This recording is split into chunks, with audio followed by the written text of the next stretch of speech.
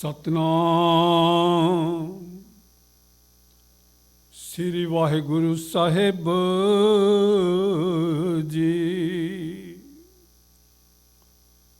ਡੰਡੌਤ ਬੰਧਨ ਅਨਕ ਬਾਰ,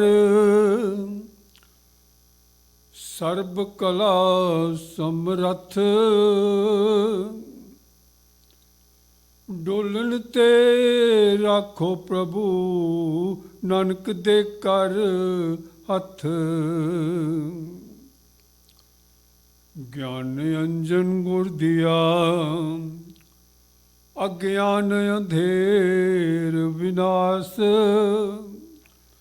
ਹਰ ਕਿਰਪਾ ਤੇ ਸੰਤ ਭੇਟਿਆ, ਨਾਨਕ ਮਨ ਪਰਗਾਸ।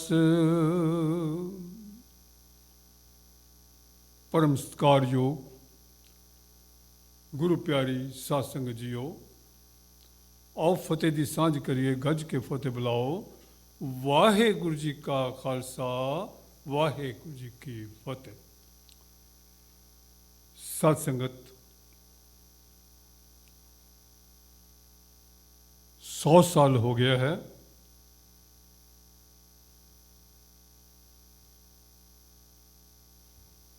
21 फरवरी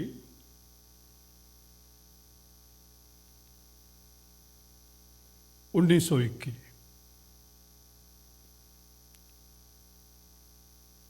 श्री गुरु नानक महाराज जी के जन्म स्थान ते, जिसनूं सारा सिख पंथ ननकाना साहिब के तौर पर जानता है, दुनिया ननकाना साहिब के तौर पर जानती है। उस स्थान ते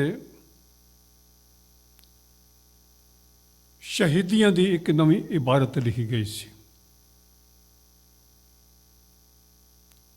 जिस विच सिख सूरबीरां ने,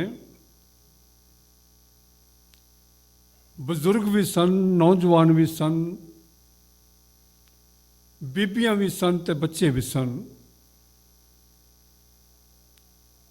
गुरधामां दे विचों मनमत अते अखलाक तो गिरे हुए काम कर रहे महंतां दे खिलाफ जोरदार लहर का आरंभ किया। ते वेखदियां ही वेखदियां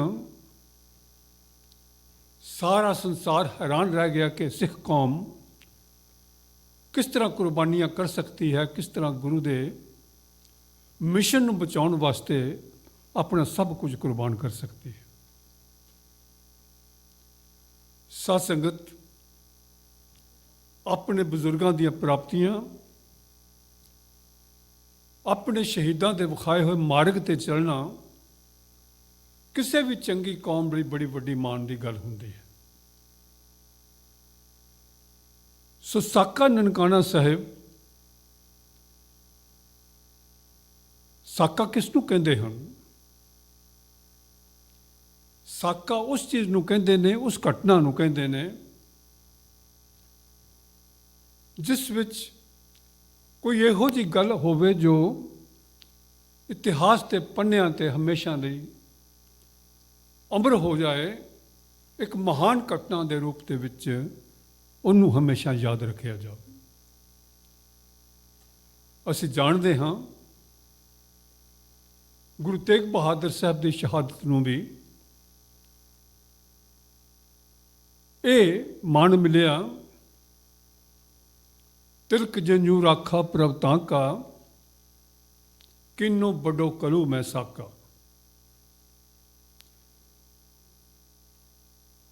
धर्म हेत साका जिन किया, शीस दिया पर सिर न दिया। एक बेमिसाल घटना सी।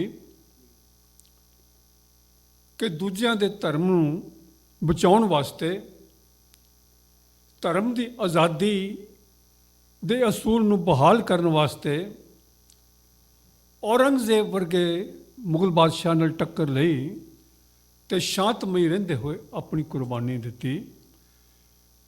ਇਹ ਸਾਕਾ ਹੈ। ਫਿਰ ਸਾਕਾ ਵਾਪਰਿਆ ਚਮਕੌਰ ਦੀ ਗੜ੍ਹੀ ਵਿੱਚ। ਇੱਕ ਪਾਸੇ ਲੱਖਾਂ ਦੀ ਫੌਜ ਹੈ, ਦੂਸਰੇ ਪਾਸੇ 40 ਸੂਰਮੇ ਹਨ। ਗੁਰੂ ਗੋਬਿੰਦ ਸਿੰਘ ਮਹਾਰਾਜ ਦੀ ਅਗਵਾਈ ਹੈ। ਉਹਨਾਂ ਦੇ ਸਾਹਿਬਜ਼ਾਦੇ ਜੂਝ ਰਹੇ ਹਨ, ਕੁਰਬਾਨੀਆਂ ਦਿੱਤੀਆਂ ਹਨ। ਉਹਨਾਂ ਦੇ 5 ਪਿਆਰੇ ਜੂਝੇ ਹਨ, ਵੱਡੇ ਵੱਡੇ,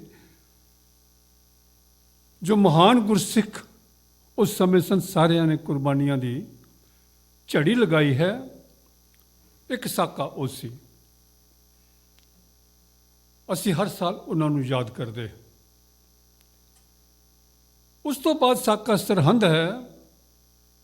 ਸਰਹੰਦ ਦੀ ਧਰਤੀ ਤੇ ਮਾਤਾ ਗੁਜਰੀ ਜੀ ਅਤੇ ਗੁਰੂ ਗੋਬਿੰਦ ਸਿੰਘ ਜੀ ਮਹਾਰਾਜ ਦੇ ਛੋਟੇ ਸਾਹਿਬਜ਼ਾਦਿਆਂ ਨੇ ਜਿਸ ਢੰਗ ਨਾਲ ਕੁਰਬਾਨੀ ਦਿੱਤੀ ਹੈ, ਦੁਨੀਆ ਭਰ ਦੇ ਲੋਕ ਜਦੋਂ ਉਸ ਗਾਥਾ ਨੂੰ ਪੜ੍ਹਦੇ ਨੇ ਹੈਰਾਨ ਰਹਿ ਜਾਂਦੇ ਨੇ। ਆਪਣੇ ਧਰਮ ਦੀ ਖਾਤਰ, ਅਸੂਲ ਦੀ ਖਾਤਰ ਨੀਹਾਂ ਵਿੱਚ ਚਲੇ ਗਏ, ਪਰ ਕਿਸੇ ਦੀ ਈਨ ਨਹੀਂ ਮੰਨੀ, ਕਿਸੇ ਅੱਗੇ ਸਿਰ ਨਹੀਂ ਝੁਕਾਇਆ। ਪ੍ਰਣਾਮ ਹੈ ਉਹਨਾਂ ਸ਼ਹੀਦਾਂ ਨੂੰ, ਪ੍ਰਣਾਮ ਹੈ ਉਹਨਾਂ ਬਜ਼ੁਰਗਾਂ ਨੂੰ, ਉਹਨਾਂ ਵੱਡਿਆਂ ਨੂੰ ਜਿਨ੍ਹਾਂ ਨੇ ਸਾਨੂੰ ਕੁਰਬਾਨੀ ਦੇ ਰਸਤੇ 'ਤੇ ਤੋਰਿਆ ਹੈ। ਤੇ ਇਸ ਪ੍ਰਕਾਰ ਦਾ ਸਾਕਾ ਹੀ 20ਵੀਂ ਸਦੀ ਵਿੱਚ ਅਸੀਂ ਨਨਕਾਣਾ ਸਾਹਿਬ ਵਿੱਚ ਵੇਖਿਆ, ਜਿੱਥੇ ਸਾਰੇ ਗੁਰਸਿੱਖਾਂ ਨੇ ਵੱਧ ਚੜ੍ਹ ਕੇ ਗੁਰਦੁਆਰਿਆਂ ਦੇ ਸੁਧਾਰ ਵਾਸਤੇ ਇੱਕ ਨਵੀਂ ਲਹਿਰ ਨੂੰ ਜਨਮ ਦਿੱਤਾ ਤੇ ਸ਼ਹੀਦੀਆਂ ਪ੍ਰਾਪਤ ਕੀਤੀਆਂ। ਸਾਧ ਸੰਗਤ, ਅਸੀਂ ਰੋਜ਼ ਅਰਦਾਸ ਵਿੱਚ ਯਾਦ ਕਰਦੇ ਹਾਂ ਆਪਣੇ ਗੁਰਧਾਮਾਂ ਨੂੰ। ਸ਼੍ਰੀ ਨਨਕਾਣਾ ਸਾਹਿਬ ਤੇ ਹੋਰ ਗੁਰਦੁਆਰਿਆਂ ਗੁਰਧਾਮਾਂ ਦੇ ਜਿਨ੍ਹਾਂ ਤੋਂ ਪੰਥ ਨੂੰ ਵਿਛੋੜਿਆ ਗਿਆ ਹੈ, ਖੁੱਲ੍ਹੇ ਦਰਸ਼ਨ ਦਿਦਾਰ ਤੇ ਸੇਵਾ ਸੰਭਾਲ ਦਾ ਦਾਨ ਖਾਲਸਾ ਜੀ ਨੂੰ ਬਖਸ਼ੋ। ਨਨਕਾਣਾ ਸਾਹਿਬ ਦੀ ਧਰਤੀ ਸਿੱਖਾਂ ਲਈ, ਸਾਰੀ ਮਾਨਵਤਾ ਲਈ ਮਹਾਨ ਪ੍ਰੇਰਨਾ ਦਾ ਸਰੋਤ ਹੈ। ਚਲੋ ਨਨਕਾਣਾ ਸਾਹਿਬ ਚਲੀਏ, ਚਲੋ ਗੁਰੂ ਨਾਨਕ ਦੀ ਧਰਤੀ ਵੱਲ ਚੱਲੀਏ, ਚਲੋ ਸ਼ਹੀਦਾਂ ਦੀ ਧਰਤੀ ਵੱਲ ਚੱਲੀਏ। ਅੰਮ੍ਰਿਤਸਰ ਤੋਂ ਹਿੰਦੁਸਤਾਨ ਦਾ ਬਾਰਡਰ ਪਾਰ ਕਰਕੇ ਲਾਹੌਰ ਪਹੁੰਚੋ। ਲਾਹੌਰ ਤੋਂ ਅੱਗੇ 48 ਮੀਲ ਦੂਰ ਪੱਛਮ ਵਾਲੇ ਪਾਸੇ ਉਹ ਮਹਾਨ ਧਰਤੀ ਹੈ ਜਿਸ ਨੂੰ ਆਪਾਂ ਹਰ ਵੇਲੇ ਯਾਦ ਕਰਦੇ। ਸਤਿਗੁਰੂ ਨਾਨਕ ਦੇਵ ਜੀ ਮਹਾਰਾਜ ਦੀ ਕਿਤਨੀ ਭਾਰੀ ਦੇਣ ਹੈ ਇਸ ਸੰਸਾਰ ਨੂੰ। ਸਤਿਗੁਰੂ ਅਰਜਨ ਦੇਵ ਜੀ ਮਹਾਰਾਜ ਪੰਜਵੇਂ ਪਾਤਸ਼ਾਹ ਨੇ ਬਹੁਤ ਖੂਬਸੂਰਤ ਲਿਖਿਆ ਹੈ, ਬਲਿਓ ਚਿਰਾਗ ਅੰਧਿਆਰ ਮੈਂ ਸਭ ਕਲ ਉਦਰੀ ਇੱਕ ਨਾਮ ਧਰਮ ਪ੍ਰਗਟ ਸਗਲ ਹਰ ਪਵਨ ਮੈਂ ਜਨ ਨਾਨਕ ਗੁਰ ਪਾਰ ਬ੍ਰਹਮ। ਗੁਰੂ ਨਾਨਕ ਨੂਰਾਨੀ ਜੋਤ, ਇਲਾਹੀ ਜੋਤ ਸੰਸਾਰ ਵਿੱਚ ਕੀ ਆਈ? ਸਮਝੋ ਹਨੇਰੇ ਦੇ ਵਿੱਚ ਇੱਕ ਦੀਪਕ ਜਗ ਪਿਆ ਹੈ ਜਿਸ ਨੇ 4 ਚੁਫੇਰੇ ਰੋਸ਼ਨੀ ਫੈਲਾ ਦਿੱਤੀ। ਨੂਰਾਨੀ ਜੋਤ ਕੀ ਆਈ? ਅਗਿਆਨਤਾ ਦੇ ਅੰਧੇਰੇ ਨੂੰ ਖਤਮ ਕਰ ਦਿੱਤਾ। ਪ੍ਰੇਮ, ਪਿਆਰ ਤੇ ਨਾਮ ਸਿਮਰਨ ਦੀਆਂ ਜੋਤਾਂ ਜਗਾ ਕੇ ਸਾਰੇ ਸੰਸਾਰ ਨੂੰ ਠੰਡਕ ਦਿੱਤੀ, ਸ਼ਾਂਤੀ ਬਖਸ਼ਿਸ਼ ਕੀਤੀ। ਇਸ ਕਰਕੇ ਭਾਈ ਗੁਰਦਾਸ ਨੇ ਲਿਖਿਆ, ਸਤਿਗੁਰ ਨਾਨਕ ਪ੍ਰਗਟਿਆ ਮਿੱਟੀ ਤੁੰਦ ਜਗ ਚਾਨਣ ਹੋਆ, ਜਿਉਂ ਕਰ ਸੂਰਜ ਨਿਕਲਿਆ ਤਾਰੇ ਛਪੇ ਅੰਧੇਰ ਪਲੋਆ। ਅਸਲੀ ਚਾਨਣ ਸੀ, ਉਹਦੇ ਮੁਕਾਬਲੇ ਤੇ ਹੋਰ ਕੋਈ ਚਾਨਣ ਸੀ? ਉਹ ਸੂਰਜ ਵਰਗਾ ਚਾਨਣ ਸੀ, ਜਿਸ ਨੇ ਸਾਰੇ ਹਨੇਰੇ ਨੂੰ ਖਤਮ ਕਰ ਦਿੱਤਾ। ਅਸੀਂ ਸਤਿਗੁਰੂ ਜੀ ਦੇ ਜੀਵਨ ਤੇ ਝਾਤ ਮਾਰਦੇ ਹਾਂ। ਸਾਰੇ ਸਿੱਖ ਜਾਣਦੇ ਨੇ, ਸਾਰਾ ਸੰਸਾਰ ਜਾਣਦਾ ਹੈ ਕਿ ਇਹ ਨੂਰਾਨੀ ਜੋਤ ਸੰਨ 1469 ਈਸਵੀ ਵਿੱਚ ਨਨਕਾਣਾ ਸਾਹਿਬ ਦੀ ਧਰਤੀ ਤੇ ਪ੍ਰਕਾਸ਼ ਹੋਇਆ ਹੈ, ਤੇ ਉਸ ਤੋਂ ਬਾਅਦ ਸਾਰੇ ਸੰਸਾਰ ਦੇ ਵਿੱਚ ਘੁੰਮੇ ਹਨ। ਕਾਹਦੇ ਵਾਸਤੇ? ਨਾਮ ਤੇ ਸਿਮਰਨ ਦੀਆਂ ਦਾਤਾਂ ਵੰਡਣ ਵਾਸਤੇ, ਮਨੁੱਖਾਂ ਨੂੰ ਮਨੁੱਖ ਦੇ ਤੌਰ ਤੇ ਜੀਵਨ ਜਿਉਣ ਦੀ ਜਾਂਚ ਦੱਸਣ ਵਾਸਤੇ ਸਤਿਗੁਰੂ ਨਾਨਕ ਦੇਵ ਜੀ ਮਹਾਰਾਜ ਘੁੰਮੇ ਹਨ। ਆਓ ਨਨਕਾਣਾ ਸਾਹਿਬ ਪਹੁੰਚੀਏ।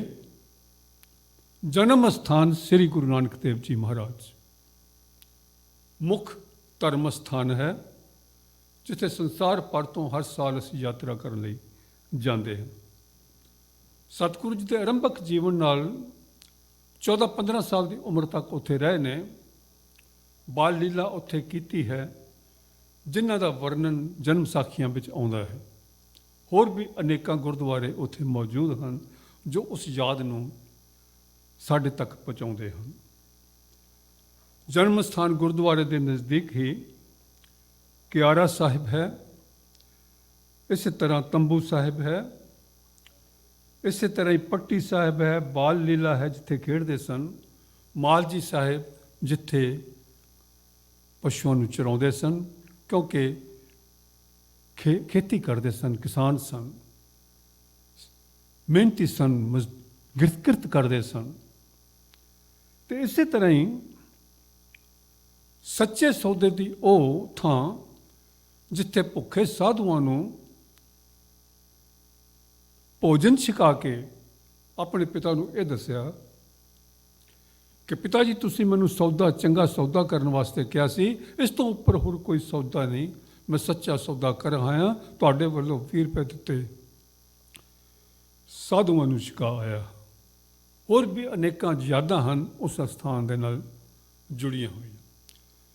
ਸਾਧ ਸੰਗਤ, ਨਨਕਾਣਾ ਸਾਹਿਬ ਤੋਂ ਮੈਂ ਇੱਥੇ ਇੱਕ ਹੋਰ ਗੱਲ ਤਾਂ ਆਪ ਜੀ ਦੇ ਨਾਲ ਸਾਂਝੀ ਕਰਦੇ ਹਾਂ। ਨਨਕਾਣਾ ਸਾਹਿਬ ਜੋ ਜਿਸ ਸਥਾਨ ਤੇ ਸਤਿਗੁਰੂ ਪ੍ਰਗਟ ਹੋਏ ਹਨ, ਪਹਿਲਾਂ ਰਾਏ ਭੋਜ ਦੀ ਤਲਵੰਡੀ ਦੇ ਨਾਮ ਨਾਲ ਜਾਣਿਆ ਜਾਂਦਾ ਸੀ, ਪਰ ਸ਼੍ਰੀ ਗੁਰੂ ਨਾਨਕ ਦੇਵ ਜੀ ਦੇ ਨਾਮ ਤੇ ਫਿਰ ਇਹ ਨਨਕਾਣਾ ਸਾਹਿਬ ਬਣ ਗਏ। ਨਨਕਾਣਾ ਵੀ ਪਹਿਲਾਂ ਨਾਨਕਿਆਣਾ, ਇਹ ਜਾਂ ਇਸ ਨਾਮ ਨਾਲ ਜੁੜਿਆ ਹੋਇਆ ਸੀ। ਨਾਨਕਿਆਣਾ ਦਾ ਮਤਲਬ ਹੁੰਦਾ ਹੈ ਨਾਨਕ ਦਾ ਆਸਨ, ਜਿੱਥੇ ਗੁਰੂ ਨਾਨਕ ਦਾ ਆਸਨ ਲੱਗਾ ਹੈ, ਜਿੱਥੇ ਉਹ ਆਏ ਹਨ, ਜਿੱਥੇ ਉਹਨਾਂ ਨੇ ਇਸ ਸੰਸਾਰ ਨੂੰ ਤਾਰਨ ਦੀ ਮੁਹਿੰਮ ਸ਼ੁਰੂ ਕੀਤੀ ਹੈ। ਇਹ ਜ਼ਿਲ੍ਹਾ ਸ਼ੇਖੂਪੁਰਾ ਦੇ ਵਿੱਚ ਹੈ। 14-15 ਸਾਲ ਉੱਥੇ ਰਹੇ ਨੇ, ਫਿਰ ਸੁਲਤਾਨਪੁਰ ਲੋਧੀ ਆ ਗਏ ਹਨ, ਜੋ ਅੱਜ ਦੇ ਕਪੂਰਥਲਾ ਡਿਸਟ੍ਰਿਕਟ ਵਿੱਚ ਜਲੰਧਰ ਤੋਂ ਕੁਝ ਦੂਰ ਹੈ। ਉੱਥੇ ਆ ਕੇ ਫਿਰ ਸਤਿਗੁਰੂ ਜੀ ਨੇ ਨੌਕਰੀ ਕੀਤੀ ਹੈ, ਨਵਾਬ ਦੀ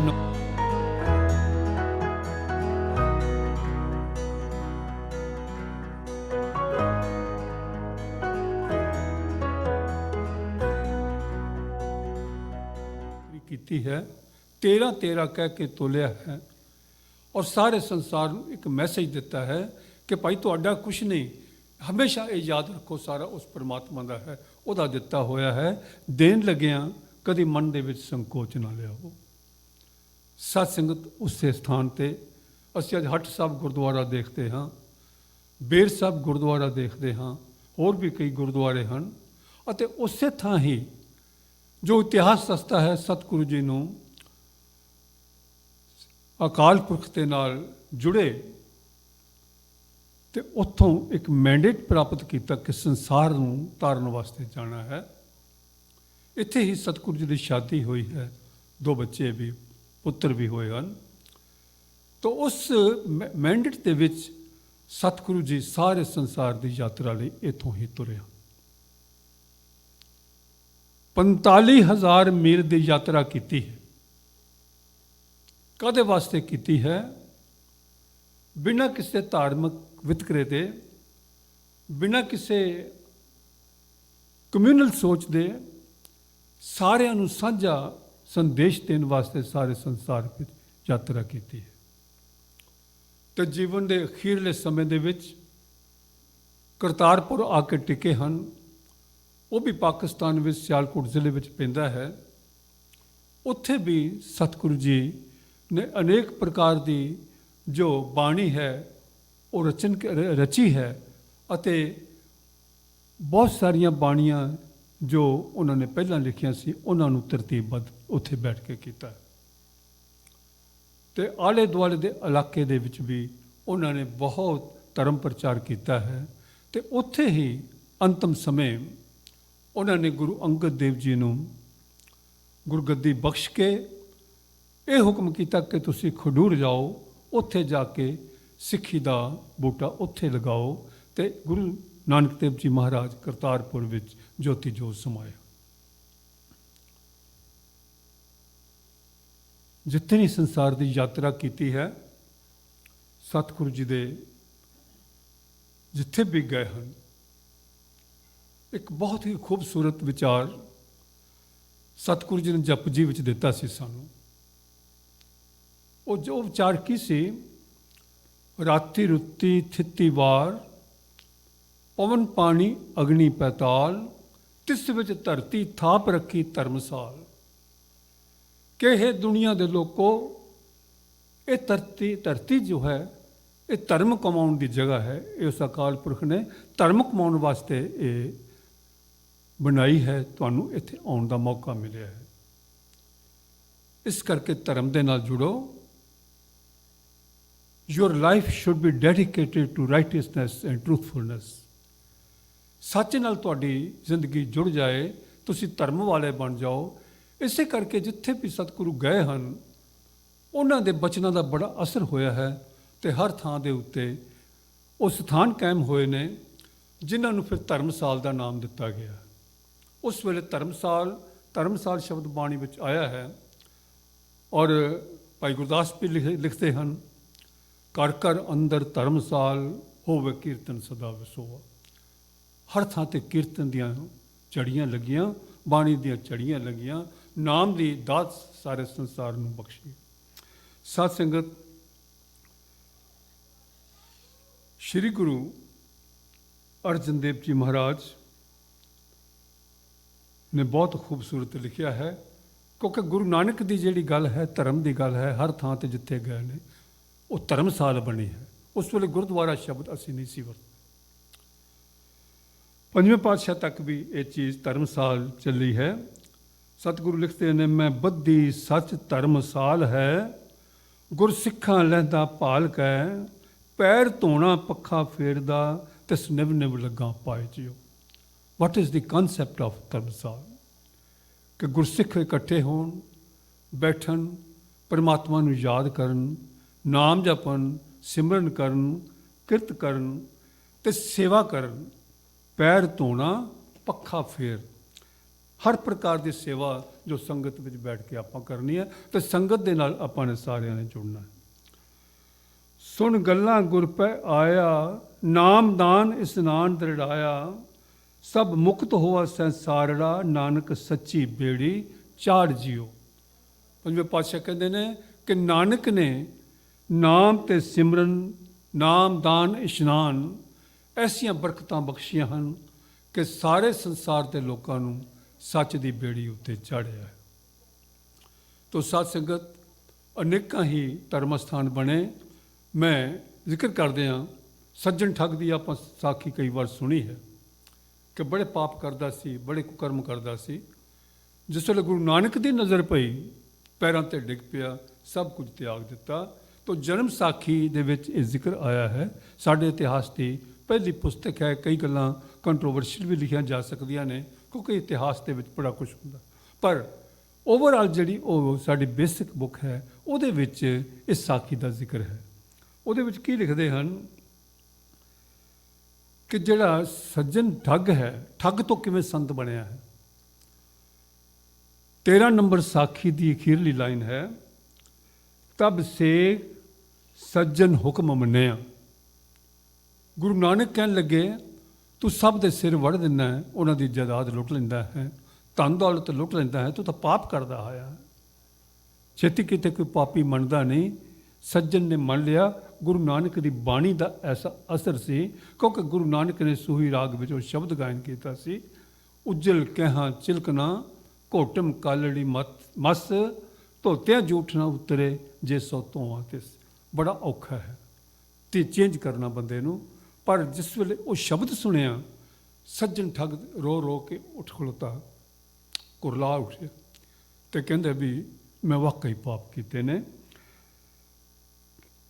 सेख तब सेख सज्जन हुक्म मन्निया, तो गुरु साहब ने कहा भी जो कुछ तू लुटिया वंड दे लोकां दे विच, ये तेरा नहीं है, किसी का नहीं, गरीबां दा लुटिया ये वंड दे, ये नाम नाल जुड़ जा, सिमरन नाल जुड़ जा। तब सेख सज्जन हुक्म मन्निया, बस्त लै आया, brought all the looted stuff, सब कुछ लै आया कि मैं की कुछ लुटिया सी। खुदाए के नाए लुटाई, सब कुछ लुटा दिता खुदा दे नाम ते गुरु गुरु लगा जपन। 9 तरीक सिख होवा, सिख बन गया, गुरु का नाम ले लिया, नानक का नाम ले लिया, वाहिगुरु का नाम ले लिया, तो पहली धर्मसाल उत्थे बधी, उत्थे पहली धर्मशाला बधी। उत्थे भी धर्मशाला शब्द वरत्या है, होर भी अनेकों थावां ते आपां देखांगे बाणी दे पढ़ीए कि असी गुरुद्वारा शब्द बहुत बाद में वरतना शुरू किया, उदों धर्मसाल ही असी शब्द वरते स। सो सतगुरु की बड़ी भारी देन है। जिवें आपां सिख इतिहास को पढ़ीए तो जो गुरु साहब का टाइम है उहदे विच अनेकां धर्मशालावां कायम कीतियां गईयां। जिवें मैं बेनती कर रहा सां, खडूर साहब दे विच गुरु अंगद देव जी ने दूजे सतगुरु, इस तरह गोइंदवाल विच गुरु अमरदास जी ने स्थान कायम किया। इस तरह गुरु रामदास जी ने अमृतसर की नींह रखी। चक गुरु रामदास जो अमृतसर के नाम नाल मशहूर होया है, उस स्थान की नींह रखी। और इस तरह ही होर गुरु साहबान ने भी, गुरु अर्जन देव जी ने अनेकां ही होर स्थान वख-वख शहरां विच बनाए हैं। तो फिर गुरु हरगोबिंद साहब ने कीरतपुर विच, फिर गुरु तेग बहादुर साहब ने आनंदपुर साहब दे विच, और फिर गुरु गोबिंद सिंह जी महाराज ने अनेकां स्थान बनाए ने। जिथे भी गए उत्थे ही धर्म की गल हुई, उत्थे ही धर्मसाल बन गई। सो इस तरह करके जो धर्मसाल का कंसैप्ट सी वो बाद दे विच गुरुद्वारे के रूप के विच वो प्रफुल्लित होया है। वो असी बाणी विच पढ़ते हाँ, क्योंकि गुरु महाराज ने सानू समझा दिता, गुरुद्वारे होए सोजी पायसी। तुहानू समझ नहीं आ सकती है, अज्ञानता के मारे हुए लोगों तुहानू समझ नहीं आ सकती। गुरु के द्वारे ते आओ, गुरु के घर विच आओ, तां तुहानू सोझी आएगी कि जीवन का मनोरथ की है।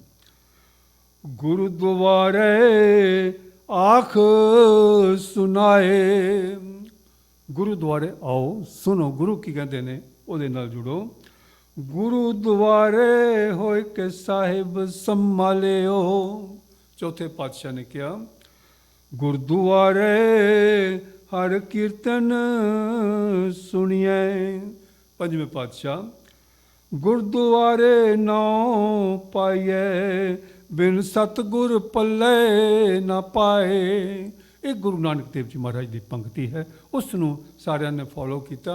तो बाद में धर्मसाल जिथे सन उत्थे गुरसिखां ने उन्हों का नाम गुरुद्वारे रख के उन्होंने सन्मान बख्शिया है। सारे गुरु नानक के हुक्म के अनुसार चले। तो इसे ही दिशा दे विच अनेका गुरुद्वारे बने हैं, अनेका ही धर्मशाला बनिया हैं। पर इतिहास का एक ऐसा भयंकर कांड होया है, जिस वेले गुरु गोबिंद सिंह जी महाराज तो बाद 91 साल सिखां नूं जंगलों में रहना पिया। मुगल हुकूमत जी सिक्खी नूं खत्म करना चाहती सी, गुरु नानक के सिद्धांत नूं खत्म करना चाहती सी। सिख जंगलों में चले गए सन।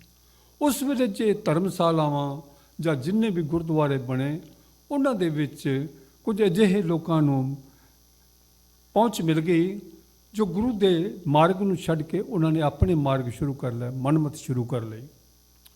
उन्हां विच बहुते सारे उदासी साधु सन, पहला चंगे भी सन जिन्होंने सेवा भी की है। बाबा श्री चंद जी ने ਗੁਰੂ ਨਾਨਕ ਦੇਵ ਜੀ ਦੇ ਵੱਡੇ ਸਾਹਿਬਜ਼ਾਦੇ, ਉਹਨਾਂ ਨੇ ਉਦਾਸੀ ਪੰਥ ਸ਼ੁਰੂ ਕੀਤਾ ਸੀ। ਬਹੁਤ ਦੇਰ ਚੰਗਾ ਵੀ ਚੱਲਿਆ। ਜਿਸ ਵੇਲੇ ਜੰਗਲਾਂ ਵਿੱਚ ਸਿੱਖ ਸਨ ਤਾਂ ਉਸ ਵੇਲੇ ਬੜੀ ਇਹਨਾਂ ਨੇ ਸੰਭਾਲ ਕੀਤੀ ਹੈ, ਇਹਦੇ ਵਿੱਚ ਕੋਈ ਸੰਦੇਹ ਨਹੀਂ ਹੈ।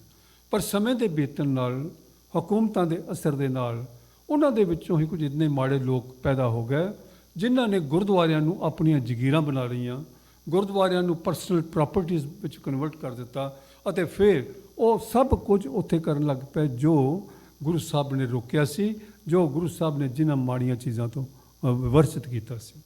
ਉਹਨਾਂ ਗੁਰਦੁਆਰਿਆਂ ਦੇ ਵਿੱਚ ਵਿਭਚਾਰ ਵੀ ਹੋਏ, ਉੱਥੇ ਬੱਚਿਆਂ 'ਤੇ ਜ਼ੁਲਮ ਵੀ ਹੋਏ, ਉੱਥੇ ਇਸ ਤਰ੍ਹਾਂ ਦੇ ਕਰਮਕਾਂਡ ਵੀ ਹੋਏ ਕਿ ਜਦੋਂ ਅਸੀਂ ਇਤਿਹਾਸ ਦੇ ਉਸ ਚੈਪਟਰ ਨੂੰ ਪੜ੍ਹਦੇ ਹਾਂ ਤਾਂ ਸਿਹਲ ਜਾਂਦੇ ਹਾਂ ਕਿ ਹਾਂ ਇਸ ਤਰ੍ਹਾਂ ਵੀ ਹੋ ਸਕਦਾ ਹੈ। ਫਿਰ ਸਤਿਗੁਰੂ ਜੀ ਦੀ ਕਿਰਪਾ ਹੋਈ। 1799 ਈਸਵੀ ਦੇ ਵਿੱਚ ਸਿੱਖ ਰਾਜ ਕਾਇਮ ਹੋਇਆ, ਮਹਾਰਾਜਾ ਰਣਜੀਤ ਸਿੰਘ ਦਾ ਰਾਜ ਕਾਇਮ ਹੋਇਆ, ਗੁਰਦੁਆਰਿਆਂ ਦੀ ਸੰਭਾਲ ਸ਼ੁਰੂ ਹੋਈ। ਪਰ ਕਈ ਚੀਜ਼ਾਂ ਉਹ ਵੀ ਉਸ ਖਤਮ ਨਹੀਂ ਕਰ ਸਕੇ ਕਿਉਂਕਿ ਉਦਾਸੀਆਂ ਮਹੰਤਾਂ ਦਾ ਇਤਨਾ ਗਲਬਾ ਪੈ ਗਿਆ ਸੀ। ਪਰ ਉਹਨਾਂ ਨੇ ਗੁਰਦੁਆਰਿਆਂ ਨੂੰ ਬੜੀਆਂ ਭਾਰੀ ਜਗੀਰਾਂ ਦਿੱਤੀਆਂ। ਔਰ ਇਹ ਜੋ ਨਨਕਾਣਾ ਸਾਹਿਬ ਦੀ ਧਰਤੀ ਹੈ, ਇਸ ਸਥਾਨ 'ਤੇ ਪਹਿਲਾ ਜਿਹੜਾ ਕਮਰਾ ਬਣਿਆ ਉਹਨੂੰ ਕਾਲੂ ਕਾ ਕੋਠਾ ਕਹਿੰਦੇ ਸੀ। ਗੁਰੂ ਸਾਹਿਬ ਦੇ ਪਿਤਾ ਦਾ ਨਾਂ ਮਹਿਤਾ ਕਾਲੂ ਜੀ ਆਪਾਂ ਯਾਦ ਕਰਦੇ, ਕਾਲੂ ਕਾ ਕੋਠਾ। ਫਿਰ ਉਹੀ ਨਾਨਕ ਕਾ ਕੋਠਾ ਕਿਹਾ ਜਾਂਦਾ ਹੈ ਕਿ ਇਹ ਵੀ ਉਦਾਸੀਆਂ ਨੇ ਕਾਇਮ ਕੀਤਾ ਸੀ ਕਿਉਂਕਿ ਜਿਹੜੇ ਬਾਬਾ ਜੀ ਦੇ ਦੂਸਰੇ ਪੁੱਤਰ ਸਨ ਲਖਮੀ ਦਾਸ ਜੀ, ਉਹਨਾਂ ਦੇ ਅਗੋ ਪੁੱਤਰ ਧਰਮਚੰਦ ਜੀ, ਉਹਨਾਂ ਨੇ ਇਹ ਸਥਾਨ ਸ਼ੁਰੂ ਵਿੱਚ ਕੀਤਾ ਸੀ ਅਤੇ ਨਾਨਕ ਦੇ ਨਾਮ ਨਾਲ ਜੁੜਿਆ। ਅਤੇ ਫਿਰ ਹੌਲੀ ਹੌਲੀ ਇਹ ਇਸ ਤਰ੍ਹਾਂ ਹੀ ਸੰਗਤਾਂ ਜਾਂਦੀਆਂ ਰਹੀਆਂ, ਮਿਲਦੀਆਂ ਰਹੀਆਂ, ਉਸ ਸਥਾਨ ਨੂੰ ਵੇਖਦੀਆਂ ਰਹੀਆਂ। ਅਤੇ ਫਿਰ ਮਹਾਰਾਜਾ ਰਣਜੀਤ ਸਿੰਘ ਦੇ ਟਾਈਮ 'ਤੇ 2000 ਏਕੜ ਜ਼ਮੀਨ ਇਸ ਸਥਾਨ ਨੂੰ ਮਿਲੀ ਹੈ, ਜਿਸ ਨੂੰ ਆਪਾਂ ਜਨਮ ਅਸਥਾਨ ਕਹਿੰਦੇ ਹਾਂ, ਨਨਕਾਣਾ ਸਾਹਿਬ ਕਹਿੰਦੇ ਹਾਂ। ਅਤੇ ਜਿਸ ਵੇਲੇ ਰਣਜੀਤ ਸਿੰਘ ਦਾ ਰਾਜ ਖਤਮ ਹੋਇਆ, ਫਿਰ ਅੰਗਰੇਜ਼ਾਂ ਦਾ ਰਾਜ ਆ ਗਿਆ। ਅੰਗਰੇਜ਼ਾਂ ਨੇ ਬੜੀ ਡਿਪਲੋਮੇਸੀ ਨਾਲ ਝੂਠ ਬੋਲ ਕੇ, ਮਕਾਰੀ ਕਰਕੇ ਰਣਜੀਤ ਸਿੰਘ ਦਾ ਰਾਜ ਖੋਇਆ, ਸਿੱਖਾਂ ਦਾ ਰਾਜ ਖੋਇਆ। ਅਤੇ ਇੱਥੋਂ ਤੱਕ ਨੀਵੇਂ ਗਏ ਕਿ ਉਹਨਾਂ ਨੇ ਮਹਾਰਾਜਾ ਦਲੀਪ ਸਿੰਘ ਨੂੰ, ਜੋ ਲਾਹੌਰ ਦੇ ਤਖਤ ਦਾ ਮਾਲਕ ਸੀ, ਉਸ ਨੂੰ ਵੀ ਲੈ ਗਏ ਇੱਥੋਂ ਬੱਚੇ ਨੂੰ, ਔਰ ਜਾ ਕੇ ਬਾਅਦ ਦੇ ਵਿੱਚ ਉਸ ਨੂੰ ਈਸਾਈ ਮਤ ਦੇ ਵਿੱਚ ਪਰਿਵਰਤਿਤ ਕਰਨ ਦੀ ਕੋਸ਼ਿਸ਼ ਕੀਤੀ ਔਰ ਕਰ ਲਿਆ। ਇਸ ਤਰ੍ਹਾਂ ਦਾ ਇੱਕ ਬਹੁਤ ਬਿਖਮ ਦੁਖਾਂਤ ਕਾਂਡ ਜਿਹੜਾ ਹੈ ਸ਼ੁਰੂ ਹੋਇਆ। ਤਾਂ ਜਿਹੜਾ ਇਹ ਨਨਕਾਣਾ ਸਾਹਿਬ ਦਾ ਸਾਕਾ ਹੈ, ਇਹ ਅੰਗਰੇਜ਼ਾਂ ਦੇ ਵੇਲੇ ਹੀ ਵਰਤਿਆ। ਅੰਗਰੇਜ਼ 1849 ਈਸਵੀ ਵਿੱਚ ਪੰਜਾਬ 'ਤੇ ਕਾਬਜ਼ ਹੋਏ ਹਨ। ਪੰਜਾਬ 'ਤੇ ਕਾਬਜ਼ ਹੋ ਕੇ ਉਹਨਾਂ ਨੇ ਹਮੇਸ਼ਾ ਕੋਸ਼ਿਸ਼ ਇਹ ਕੀਤੀ ਕਿ ਜਿਹੜੇ ਸਿੱਖਾਂ ਦੇ ਗੁਰਦੁਆਰੇ ਹਨ, ਇਹ ਸਾਡੇ ਅਧੀਨ ਰਹਿਣ, ਸਾਡੇ ਅਸਰ ਦੇ ਹੇਠ ਰਹਿਣ। ਤੁਸੀਂ ਹੈਰਾਨ ਹੋਵੋਗੇ ਕਿ ਕੋਈ ਵੀ ਗੁਰਦੁਆਰਾ ਐਸਾ ਨਹੀਂ ਸੀ ਜਿਹੜਾ ਸਿੱਖ ਪੰਥ ਦੀ ਆਜ਼ਾਦ ਹਸਤੀ ਦਾ ਪ੍ਰਤੀਕ ਹੋਵੇ। ਹਰਿਮੰਦਰ ਸਾਹਿਬ ਦੇ ਉੱਤੇ ਪੁਜਾਰੀਆਂ ਦਾ ਕਬਜ਼ਾ ਸੀ, ਅਕਾਲ ਤਖਤ ਉੱਤੇ ਪੁਜਾਰੀਆਂ ਦਾ ਕਬਜ਼ਾ ਸੀ ਅਤੇ ਉਹ ਅੰਗਰੇਜ਼ਾਂ ਦਾ ਸਰਬਰਾਹ ਜਿਹੜਾ ਹੈ ਉਸ ਨੂੰ ਚਲਾਉਂਦਾ ਸੀ। ਇਸੇ ਤਰ੍ਹਾਂ ਹੋਰ ਵੀ ਅਨੇਕਾਂ ਗੁਰਦੁਆਰੇ ਸਨ ਜਿਹੜੇ ਮਹੰਤਾਂ ਦੇ ਕਬਜ਼ੇ ਵਿੱਚ ਸਨ। ਉੱਥੇ ਮਹੰਤ ਹਰ ਕਿਸਮ ਦੇ ਕੁਕਰਮ ਕਰਦੇ ਸੀ। ਔਰ ਇੱਥੋਂ ਤੱਕ ਇਤਿਹਾਸ ਵਿੱਚ ਜ਼ਿਕਰ ਆਇਆ ਹੈ ਕਿ ਬੀਬੀਆਂ ਉੱਥੇ ਜਾ ਕੇ ਦਰਸ਼ਨ ਕਰਨ ਜਾਂਦੀਆਂ ਸਨ, ਉਹਨਾਂ ਦੀ ਇੱਜ਼ਤ ਲੁੱਟਦੀ ਜਾਂਦੀ ਸੀ। ਮਹੰਤ ਕਰਦੇ ਸਨ ਜਿਹੜੇ ਗੁਰੂ ਦੇ ਨਾਮ 'ਤੇ ਸੇਵਾ ਕਰਨਾ ਆਪਣੇ ਆਪ ਨੂੰ ਦੱਸਦੇ ਸੀ, ਗੁਰੂ ਦੇ ਨਾਮ ਦੇ ਅਸੀਂ ਸੇਵਾਦਾਰ ਹਾਂ, ਪਰ ਸੇਵਾਦਾਰ ਨਹੀਂ ਸਨ। ਫਿਰ ਸ਼ਰਾਬਾਂ ਪੀਂਦੇ ਸਨ, ਹੋਰ ਬਦਮਾਸ਼ੀਆਂ ਕਰਦੇ ਸਨ, ਗੁੰਡਿਆਂ ਨੂੰ ਪਾਲਦੇ ਸਨ। ਅਤੇ ਇਸ ਤਰੀਕੇ ਦੇ ਨਾਲ ਉਸ ਧਰਤੀ ਦੇ ਉੱਤੇ, ਨਨਕਾਣਾ ਸਾਹਿਬ ਦੀ ਧਰਤੀ ਦੇ ਉੱਤੇ ਵੀ ਇਸੇ ਤਰ੍ਹਾਂ ਦੇ ਹੀ ਕੁਕਰਮ ਜਿਹੜੇ ਹੈ ਬਹੁਤ ਹੋ ਰਹੇ ਸਨ। ਅਤੇ ਉਹਨਾਂ ਦਾ ਮੋਢੀ ਜਿਹੜਾ ਇਹਨਾਂ ਕੁਕਰਮਾਂ ਨੂੰ ਸਿਖਰ 'ਤੇ ਪਹੁੰਚਾਉਣ ਵਾਲਿਆਂ ਤੋਂ ਲੈ ਕੇ ਸਾਰੇ ਹੀ ਮਹੰਤ ਜਿੰਨੇ ਸੀ ਉਹ ਇਸੇ ਤਰ੍ਹਾਂ ਦੇ ਆਉਂਦੇ ਰਹੇ। ਅਤੇ ਇਹ ਜਿਸ ਵੇਲੇ ਨਨਕਾਣਾ ਸਾਹਿਬ ਦਾ ਸਾਕਾ ਹੋਇਆ ਹੈ, ਮਹੰਤ ਨਰੈਣ ਦਾਸ ਉਸ ਵੇਲੇ ਉੱਥੋਂ ਦਾ ਮਹੰਤ ਸੀ। ਮਹੰਤ ਦੀ ਪਦਵੀ ਸਿੱਖਾਂ ਵਿੱਚ ਵੈਸੇ ਤਾਂ ਨਹੀਂ ਸੀ, ਕਦੇ ਵੀ ਨਹੀਂ ਹੋਈ, ਕਿ ਗੁਰੂ ਤੋਂ ਬਾਅਦ ਸਾਰੇ ਗੁਰਸਿੱਖ ਹਨ, ਗੁਰੂ ਦੇ ਸਿੱਖ ਹਨ, ਸੇਵਾਦਾਰ ਹਨ। ਪਰ ਇਹ ਜਿਸ ਵੇਲੇ ਉਦਾਸੀਆਂ ਦੇ ਹੱਥ ਆਈ, ਉਹਨਾਂ ਨੇ ਨਾਥ ਯੋਗੀਆਂ ਨੂੰ ਵੇਖ ਕੇ, ਨਾਥਾਂ ਦੇ ਵਿੱਚ ਮਹੰਤ ਹੁੰਦੇ ਨੇ ਜੋ ਮਹਾਂਸੰਤ ਕਹਿ ਲਓ, ਮਹੰਤ, ਇਹ ਬਿਲਕੁਲ ਵੱਡੇ ਮਹੰਤ ਬਣ ਕੇ ਲੋਕਾਂ ਦੇ ਨਾਲ ਗੁਰੂ ਨਾਨਕ ਦੇ ਸਿਧਾਂਤ ਨੂੰ ਭੁਲਾ ਦਿੱਤਾ ਅਤੇ ਆਪਣੀਆਂ ਜੋ ਲੋੜਾਂ ਸਨ, ਦੁਨਿਆਵੀ ਚੀਜ਼ਾਂ ਸਨ, ਉਹਨਾਂ ਨਾਲ ਜੁੜ ਗਏ। ਸਿੱਖ ਇਤਿਹਾਸ ਵਿੱਚ ਆਇਆ ਹੈ ਕਿ ਇਸ ਨਨਕਾਣਾ ਸਾਹਿਬ ਦੀ ਧਰਤੀ 'ਤੇ ਮਹੰਤ ਨਰੈਣ ਦਾਸ ਨੇ, ਹੋਰ ਮਹੰਤਾਂ ਨੇ, ਜਿਨ੍ਹਾਂ ਦਾ ਵੀ ਟਾਈਮ ਆਇਆ, ਉੱਥੇ ਕੰਜਰੀਆਂ ਦੇ ਨਾਚ ਕਰਾਏ, ਮੁਜਰੇ ਕਰਵਾਏ ਅਤੇ ਇਸ ਤਰ੍ਹਾਂ ਦੀਆਂ ਨੀਵੀਆਂ ਅਤੇ ਘਟੀਆ ਗੱਲਾਂ ਕੀਤੀਆਂ ਅਤੇ ਅਖੀਰ ਸਿੱਖ ਪੰਥ ਵਿੱਚ ਜਾਗਰਤ ਪੈਦਾ ਹੋਈ। ਸਾਧ ਸੰਗਤ, ਇੱਥੋਂ ਸ਼ੁਰੂ ਹੁੰਦਾ ਹੈ ਦੂਸਰਾ ਚੈਪਟਰ, ਜੋ ਸਿੱਖਾਂ ਨੇ ਇਸ ਚੈਲੰਜ ਨੂੰ ਕਿਵੇਂ ਕਬੂਲ ਕੀਤਾ ਹੈ, ਕਿਸ ਤਰ੍ਹਾਂ ਸ਼ਹੀਦੀ ਕਰਨ ਲਈ ਦੇਣ ਵਾਸਤੇ ਤਿਆਰ ਹੋਏ ਨੇ, ਕਿਸ ਤਰ੍ਹਾਂ ਇਹ ਫੈਸਲਾ ਕੀਤਾ ਹੈ ਕਿ ਸਾਡੀ ਜਾਨ ਦੇ ਉਹਨਾਂ ਚਿਰ ਕੋਈ ਅਰਥ ਨਹੀਂ ਜਿੰਨਾ ਚਿਰ ਗੁਰਧਾਮ ਸਾਡੇ ਕਬਜ਼ੇ ਵਿੱਚ ਹਨ ਸਰਕਾਰ ਦੇ। ਅਤੇ ਤੁਸੀਂ ਅੰਗਰੇਜ਼ਾਂ ਦੀਆਂ ਉਸ ਸਮੇਂ ਦੀਆਂ ਰਿਪੋਰਟਾਂ ਦੇਖੋ। ਇੱਕ ਰਿਪੋਰਟ ਮੈਂ ਦੇਖੀ ਸੀ, ਪੰਜਾਬ ਦਾ ਜੋ ਵਾਇਸਰਾਏ ਹੈ ਉਹ ਲਾਰਡ ਰਿਪਨ ਨੂੰ, ਵਾਇਸਰਾਏ ਨੂੰ, ਪੰਜਾਬ ਦਾ ਗਵਰਨਰ, ਲੈਫਟੀਨੈਂਟ ਗਵਰਨਰ ਜੋ ਵਾਇਸਰਾਏ ਲਾਰਡ ਰਿਪਨ ਸੀ, ਉਸ ਨੂੰ ਦਿੱਲੀ ਵਿੱਚ ਇੱਕ ਮੈਸੇਜ ਭੇਜਿਆ ਕਿ ਜਿਸ ਤਰ੍ਹਾਂ ਵੀ ਹੋਵੇ ਆਪਾਂ ਗੁਰਦੁਆਰਿਆਂ ਦਾ ਕਬਜ਼ਾ ਸਾਡੇ ਹੱਥ ਵਿੱਚ ਰਹਿਣਾ ਚਾਹੀਦਾ ਹੈ। ਇਹ ਸਿੱਖ ਰੌਲਾ ਪਾਉਂਦੇ ਨੇ, ਪਰ ਇਹਨਾਂ ਨੂੰ ਇਹ ਮੌਕਾ ਦੇਣਾ ਨਹੀਂ ਚਾਹੀਦਾ ਕਿ ਇਹ ਗੁਰਦੁਆਰਿਆਂ ਦੇ ਉੱਪਰ ਕਾਬਜ਼ ਹੋਣ, ਕਿਉਂਕਿ ਫਿਰ ਸਾਡੇ ਲਈ ਬੜਾ ਵੱਡਾ ਖਤਰਾ ਹੋਏਗਾ। ਕਿਉਂਕਿ ਇਹਨਾਂ ਦੇ ਮਨ 'ਚੋਂ ਇਹ ਗੱਲ ਗਈ ਨਹੀਂ ਕਿ ਅਸੀਂ ਇਸ ਧਰਤੀ 'ਤੇ ਰਾਜ ਕਰਦੇ ਸਾਂ। ਇਹਨਾਂ ਦੇ ਮਨ 'ਚੋਂ ਇਹ ਗੱਲ ਗਈ ਨਹੀਂ ਕਿ ਅਸੀਂ ਨਾਨਕ ਦੇ ਪੰਥ ਨੂੰ ਅੱਗੇ ਚਲਾਉਣਾ ਹੈ। ਇਸ ਕਰਕੇ ਇਹਨਾਂ ਦੇ ਉੱਤੇ ਤਾਕਤ ਵਰਤ ਕੇ ਉਹਦੇ ਨਾਲ ਕਈ ਇਤਿਹਾਸਿਕ ਗੱਲਾਂ ਜੁੜ ਗਈਆਂ, ਜਿਸ ਕਰਕੇ ਅਨੇਕਾਂ ਸਿੱਖ ਉੱਥੋਂ ਉੱਠੇ। ਇੱਕ ਤਰ੍ਹਾਂ ਦੀ ਗੁਰਦੁਆਰਾ ਸੁਧਾਰ ਲਹਿਰ ਪੈਦਾ ਹੋ ਗਈ। ਉਹ ਸੁਧਾਰ ਲਹਿਰ ਨੇ ਪੰਜਾਬ ਵਿੱਚ ਕੀ ਕੁਝ ਕੀਤਾ ਹੈ, ਉਹ ਇੱਕ ਬੇਮਿਸਾਲ ਕਥਾ ਹੈ ਇਤਿਹਾਸ ਦੀ, ਪੰਜਾਬ ਦੇ ਇਤਿਹਾਸ ਦੀ। ਕਿਵੇਂ ਗੁਰਦੁਆਰਿਆਂ ਨੂੰ ਕੁਰਬਾਨੀਆਂ ਦੇ ਕੇ ਮੁਕਤ ਕਰਾਇਆ ਹੈ, ਕਿਵੇਂ ਸਿੱਖਾਂ ਦੀ ਰਾਜਸੀ ਹੋਂਦ ਬਣੀ ਹੈ, ਕਿਵੇਂ ਸ਼੍ਰੋਮਣੀ ਗੁਰਦੁਆਰਾ ਪ੍ਰਬੰਧਕ ਕਮੇਟੀ ਬਣੀ ਹੈ, ਜੋ ਅੱਜ ਤੱਕ ਵੀ ਸਿੱਖਾਂ ਦੀ ਨੁਮਾਇੰਦਾ ਜਥੇਬੰਦੀ ਹੈ, ਜੋ ਸਾਰੇ ਗੁਰਦੁਆਰਿਆਂ ਦਾ ਪ੍ਰਬੰਧ ਚਲਾਉਂਦੀ ਹੈ। ਸਤ ਸੰਗਤ, ਜੋ ਕੁਝ ਉੱਥੇ ਹੋਇਆ, ਜੋ ਕੁਝ ਧਰਮ ਸਥਾਨਾਂ ਦੇ ਅੰਦਰ ਮਹੰਤ ਕਰਵਾ ਰਹੇ ਸਨ, ਆਪਾਂ ਨੈਕਸਟ ਜੋ ਆਪਣਾ ਪ੍ਰੋਗਰਾਮ ਹੈ ਇਟ ਵਿਲ ਕੰਟੀਨਿਊ, ਉਹਦੇ ਵਿੱਚ ਅਸੀਂ ਸਾਰੇ ਦੇਖਾਂਗੇ ਕਿ ਕੀ ਕੁਝ ਹੋਇਆ। ਨਨਕਾਣਾ ਸਾਹਿਬ ਦੇ ਵਿੱਚ ਇਹ ਸਾਕਾ ਕਿਵੇਂ ਹੋਇਆ, ਨਨਕਾਣਾ ਸਾਹਿਬ ਵਿੱਚ ਕੁਰਬਾਨੀਆਂ ਕਿਵੇਂ ਹੋਈਆਂ, ਹੋਰ ਗੁਰਦੁਆਰਿਆਂ ਦੇ ਨੂੰ ਸਿੱਖੀ ਨਾਲ ਜੋੜਨ ਵਾਸਤੇ ਸਿੱਖਾਂ ਨੇ ਕਿੰਨੇ ਵੱਡੇ ਕੰਮ ਕੀਤੇ ਹਨ। ਸਤਿਗੁਰੂ ਦੀ ਕਿਰਪਾ ਰਵੇ, ਹਮੇਸ਼ਾ ਗੁਰੂ ਨਾਨਕ ਦੇ ਨਾਮ ਨਾਲ ਜੁੜ ਕੇ ਰਹੋ, ਗੁਰਬਾਣੀ ਨਾਲ ਜੁੜ ਕੇ ਰਹੋ। ਗੁਰੂ ਗ੍ਰੰਥ ਸਾਹਿਬ ਜੀ ਮਹਾਰਾਜ ਦੀ ਬਾਣੀ ਤੋਂ ਸਾਨੂੰ ਸਾਰੀ ਰੋਸ਼ਨੀ ਮਿਲਦੀ ਹੈ। ਤਾਂ ਨਨਕਾਣਾ ਸਾਹਿਬ ਦੇ ਸ਼ਹੀਦਾਂ ਨੂੰ ਸਾਡਾ ਕੋਟ ਕੋਟ ਪ੍ਰਣਾਮ ਹੈ। ਉਹਨਾਂ ਦੀ ਗਾਥਾ ਅਸੀਂ ਆਪਾਂ ਅਗਲੀ ਵਾਰ ਕਰਾਂਗੇ ਨੈਕਸਟ ਲੈਕਚਰ ਦੇ ਵਿੱਚ। ਅਤੇ ਆਪ ਜੀ ਯਤਨ ਕਰਿਓ ਆਪਣੇ ਬੱਚਿਆਂ ਨੂੰ, ਆਪਣੇ ਪਰਿਵਾਰਾਂ ਨੂੰ ਇਹ ਚੀਜ਼ਾਂ ਸੁਣਾਓ, ਸਮਝਾਓ, ਤਾਂ ਕਿ ਕੇਵਲ ਅਰਦਾਸ ਕਰਦੇ ਨਾ ਰਹਿ ਜਾਈਏ ਕਿ ਜੋ ਸ਼ਹੀਦਾਂ ਨੇ ਕੁਰਬਾਨੀਆਂ ਕੀਤੀਆਂ ਨੇ, ਗੁਰਦੁਆਰਿਆਂ ਦੀ ਸੇਵਾ ਲਈ ਕੁਰਬਾਨੀਆਂ ਕੀਤੀਆਂ, ਤਿੰਨਾਂ ਦਾ ਧਿਆਨ ਕਰਕੇ ਖਾਲਸਾ ਜੀ ਸਾਹਿਬ ਬੋਲੋ ਜੀ ਵਾਹਿਗੁਰੂ ਵਾਹਿਗੁਰੂ ਰੋਜ਼ ਅਰਦਾਸ ਵਿੱਚ ਕਹਿੰਦੇ ਹਾਂ। ਬਹੁਤ ਵੱਡਾ ਇਤਿਹਾਸ ਹੈ, ਬਹੁਤ ਵੱਡੀਆਂ ਕੁਰਬਾਨੀਆਂ ਹਨ। ਅੱਜ ਇਤਨੇ ਹੀ ਬਚਨਾਂ ਨੂੰ ਪ੍ਰਵਾਨ ਕਰਨਾ, ਭੁੱਲਾਂ ਚੁੱਕਾਂ ਦੀ ਖਿਮਾ। ਵਾਹਿਗੁਰੂ ਜੀ ਕਾ ਖਾਲਸਾ, ਵਾਹਿਗੁਰੂ ਜੀ ਕੀ ਫਤਿਹ।